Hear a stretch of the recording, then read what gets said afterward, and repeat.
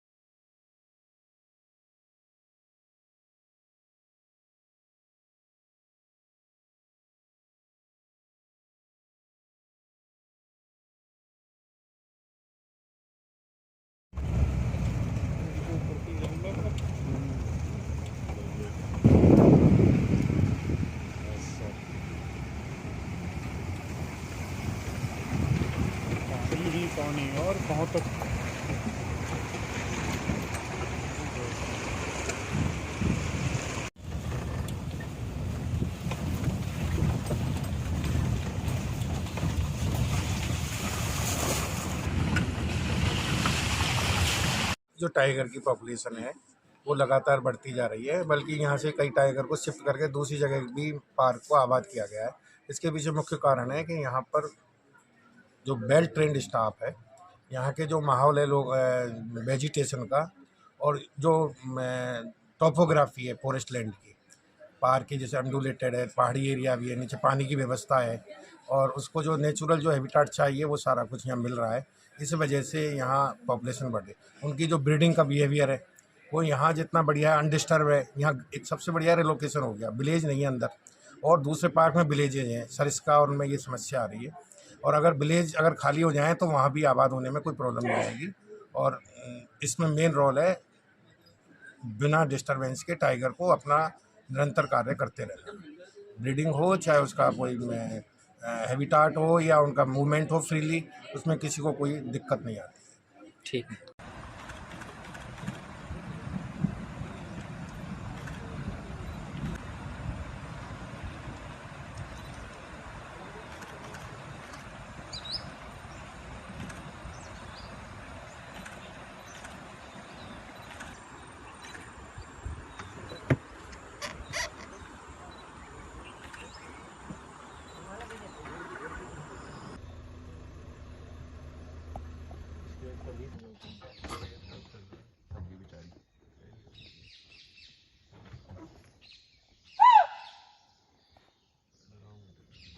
एक दो और आधे फिर आएगा मेरा एक सामने से आ जाए, एक हम आपका नाम से अगर रणथंभौर की बात करें तो कितना चैलेंज मानती है आप यहाँ पर जॉब करना? आप ट्रैकिंग भी करती है बाघों की? सर हम बाघों की ट्रैकिंग करते हैं, बाघों की मदद करते हैं। पहले से काफ़ी टाइगर बड़े काम करते हैं। हम बाघों के लिए रात दिन मेहनत करते हैं। हम हमारे डिपार्टमेंट हमारे स्टाफ सब बाघों की मेहनत के लिए लगे रहते हैं। जब आप जंगल में जाती है और बाघों का सामना होता है तो किस तरह की चैलेंज मानती है इस जॉब को आप यहाँ पर?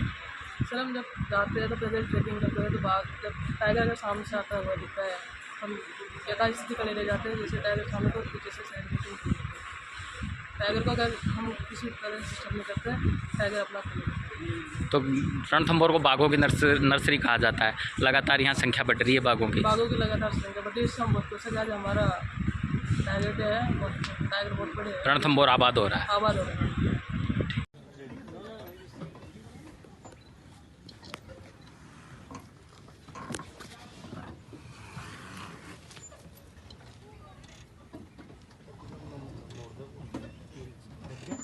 वापस आ गए।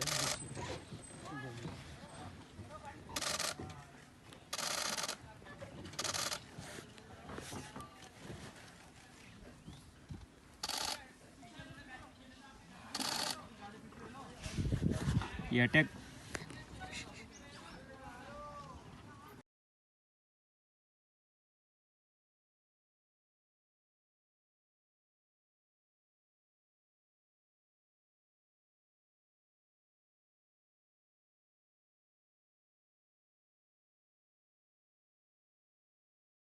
रणथंभौर की बात की जाए तो बाघ तो बढ़ ही रहे हैं, लेकिन रणथंभौर में अवैध गतिविधियां बहुत होती है, जिसमें अवैध खनन भी है। तो किस तरह के चैलेंज फेस करने पड़ते हैं आपको? जैसा कि अवैध खनन, अवैध शिकार, ऐसी समस्याएं आमतौर पर देखने को मिलती है टाइगर प्रोजेक्ट में। तो इन पर कमेटी बनी हुई है। कमेटी की जो रूल रेगुलेशन है उसके अनुसार हम कार्य करते हैं, और हमारे अधिकारी लगातार गश्त करते हैं, नाइट पेट्रोलिंग करते हैं, दबिश देते हैं। कोई भी असंदिग्ध गतिविधि पाए जाने पर उसको नियमित से कार्रवाई की जाती है। क्या शुभ नाम आपका? नाम क्या आपका? प्रियंका।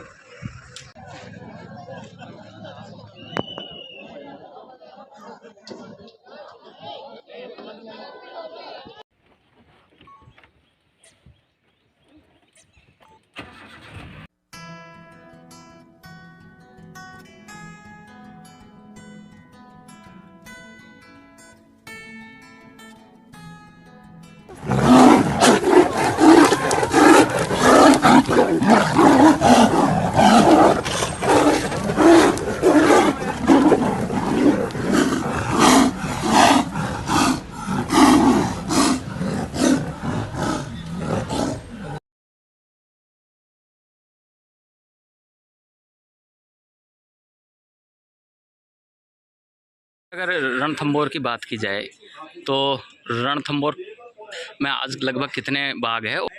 देखिए, एक तो संख्या बिल्कुल पक्की नहीं बताई जाती, कभी भी आकलन होता है और आकलन के अनुसार भी जो वर्ष के प्रारंभ का आकलन है वो वर्ष में जगह जगह बदलता है, लेकिन मोटे तौर पर 70 प्लस टाइगर मेल फीमेल और बच्चे मिला के हमारे यहाँ मौजूद हैं। और नए बच्चे इन दिनों में ही पैदा होते हैं, तो अब आने वाले टाइम पे किस टाइग्रेस ने दिए हैं किसने नहीं दिए वो बारिश के उपरांत पता चलेगा। क्या वजह है कि रणथंभौर को टाइगर की नर्सरी भी कहा जाता है? रणथंभौर वास्तविकता में टाइगर की नर्सरी है। मैं यहाँ पर 2004 में भी था, 2005 में जब सरिस्का समाप्ति हो गया था उस टाइम पे यहाँ पे भी कुछ टाइगर्स में कमी आई होगी, लोग कहते हैं। बाद बाकी ऐसा मेरे को नहीं लगता कि कोई विशेष कमी आई थी, और ये टाइगर्स को पैदा करता रहा और इसके ऊपर किसी भी तरह की समस्या नहीं आई। और वो टाइगर्स ने धीरे धीरे राज्य को कई स्थान पर, या कहा जाए राज्य में 4 स्थान पर टाइगर उसने भेजे। कोटा है, आपके बूंदी है, करौली है, धौलपुर है। इसके अलावा अभी एक नया टाइगर रिजर्व सरकार और बनाने जा रही है, कुंभलगढ़, तो वहाँ पर भी टाइगर को यहीं से इंट्रोड्यूस किया जाएगा। ये टाइगरों की एक नर्सरी है जो कि पैदा करके राजस्थान ही नहीं पूरे देश में भी और जगह जगह यहाँ से भेजे जा सकते हैं। कहा हम ये कह सकते हैं कि रणथंभौर ने जो राजस्थान के जो टाइगर रिजर्व उनको आबाद करने में रणथंभौर की एक महत्वपूर्ण भूमिका रही है। पूरी भूमिका रही है, जिसमें करौली और धौलपुर ये 2 जगह तो ऐसी नहीं है। टाइगर स्वयं चल के गया है, हमने भी नहीं भेजा। धौलपुर स्वयं गया है, करौली स्वयं गया है, जबकि इधर बूंदी और कोटा हालांकि एक टाइगर गए थे, लेकिन वो अपनी ऐसी संख्या नहीं बना पाए कि आगे उनको और विकास में मदद मिले। तो हमारे द्वारा कृत्रिम तौर पे भी टाइगर वहाँ भेजे जा रहे हैं, भेजे जा चुके हैं, और ये पूरी तरह से रणथंभौर इस योग्य है। यहाँ की बनावट, यहाँ के जनता, यहाँ का सहयोग लोगों का वो इस प्रकार का है कि यहाँ टाइगर्स को नर्सरी के तौर पे हम देखा करते हैं।